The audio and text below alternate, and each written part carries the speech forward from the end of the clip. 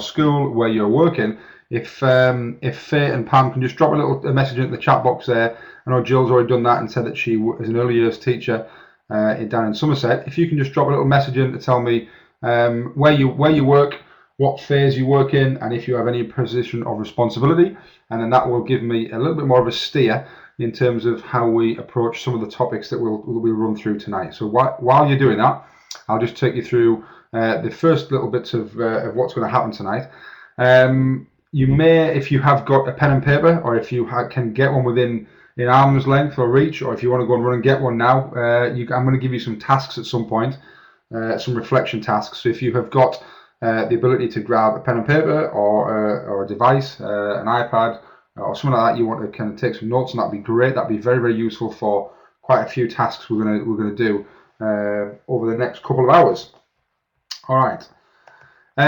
So getting the most out of the session in terms of making this as effective as we possibly can, then thinking about your environment, wherever you're sat now, if you can, if shut any doors, make sure you can you can give the kind of full attention to this, because you are going to be doing some kind of silent reflection work as well.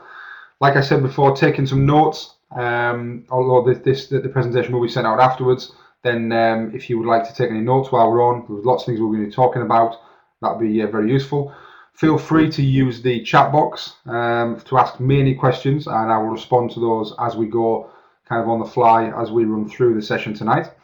Help each other, because there may be some things that you can actually talk to each other about, and networking as well. You may find that you share some ideas of how things happen in your school, or something else you've seen in another school. So use the help box, the chat box, to help each other and to network, and that'd be great as we go through. And we've now got Jill and Faye that have put in where they work, what they do, and that's great. So if we've got, and Pam's just typing hers now, which is fantastic. All right, brilliant. So in terms of the course, managing difficult conversations, really, it's one of the key things in school as you start to move up the ladder towards middle and senior leadership. And even if you are a classroom teacher who's having to deal with a tricky parent, or a member of the public, or a phone call from somebody, then it's really important that that we're able to do this, and we're able to actually do it with confidence. So hopefully tonight we'll give you lots and lots of practical tips on how to plan and structure meetings, how to deliver them, and what to do afterwards as well. So lots of things to take notes on, lots of practical tips to put into your practice as of tomorrow, really, if you are, I suppose, unlucky enough to be faced with a difficult conversation tomorrow. So all those things are there for you to use, and hopefully you can use your experience. There'll be chances to reflect on past experiences, your skill set, and really making that into an action plan, how we can really move forward. And I'm very keen to make this very practical and something that you can use as really a toolkit for how you can manage difficult conversations as you move forward.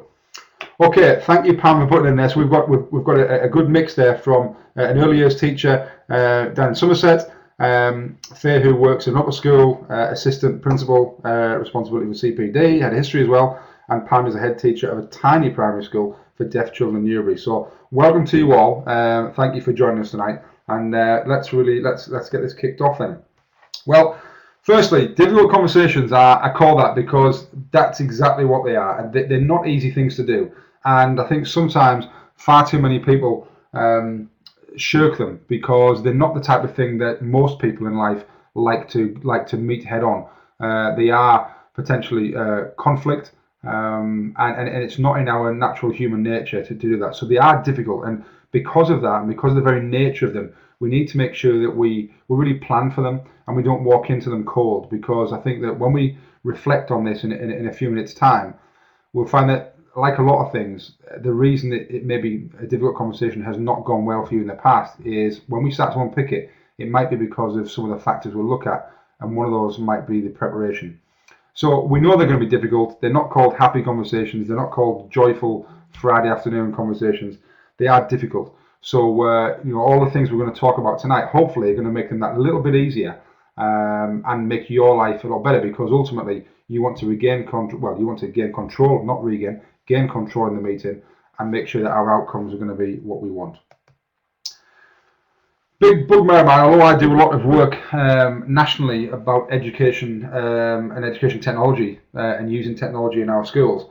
I think that we've fallen into the trap, and you'll probably agree with me in your school, that we do far too much via email, and I've seen far too many the content of a difficult conversation being delivered via an email, because it's a lot easier to do that, and we can very easily become we can hide behind our keyboard or our mouse and send something that's not appropriate for email, but it means you don't have to have that conversation.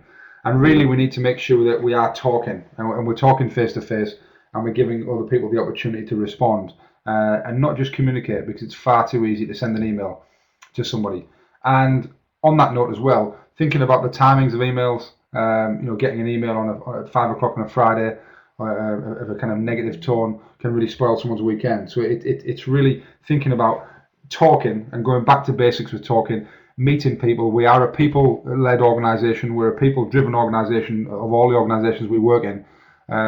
Let's not hide behind our computers, and let's make sure we're brave enough and bold enough to tackle these decisions head on, and to make sure that we can communicate effectively with the rest of the people in our organisation and the stakeholders externally as well.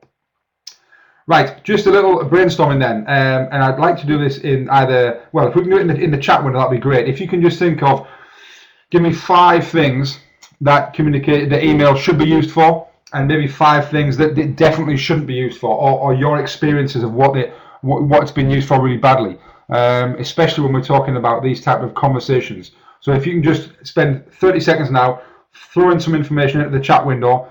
What should email be used for, and what definitely shouldn't it be used for? And if any of you have any experience or anything you want to share with us about how your school has tackled the use of email, then I certainly would be very interested to hear that, and maybe our colleagues in the room would also be interested to hear that. I've looked at my phone about half an hour ago, and I've had 4 or 5 all staff emails that have gone to every single person in the building. We have about 150 staff, and it's probably relates to about 10 people. So anything like that at all, throw them into the chat window now. I'll give you a minute or so to do that, and that'd be fantastic. And I will come back to you in about a minute once we've seen some ideas into the chat window. Thank you.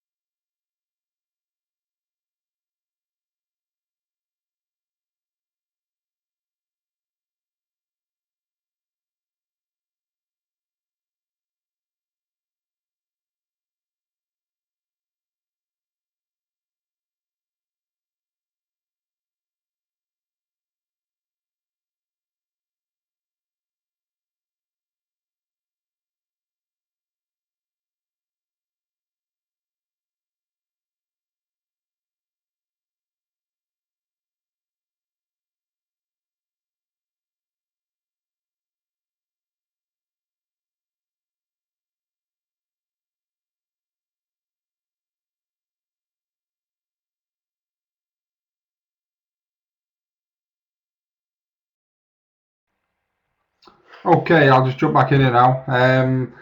Jill is still typing there, but yes, we've got some ideas there from Faye and Pam, talking about updates and reminders, but not really key things, and certainly not delivering bad news. And then actually Pam saying if you could say it on the phone, then do that. And again, there's that kind of conversation part of it. And Jill's just put something there. I'll just read that. We've got a policy of writing at the end of the blanket emails.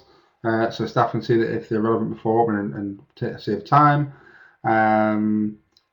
Yeah, and then again, I think we're kind of getting that common thread really of kind of arranging things, reminders, information to read over, but not really the key, not really kind of key conversations, and certainly not when we're having to deliver any negative and and bad news. So that's right. And I think that as schools, email is so easy and we're so busy that far too often we go back and we resort to our keyboards to deliver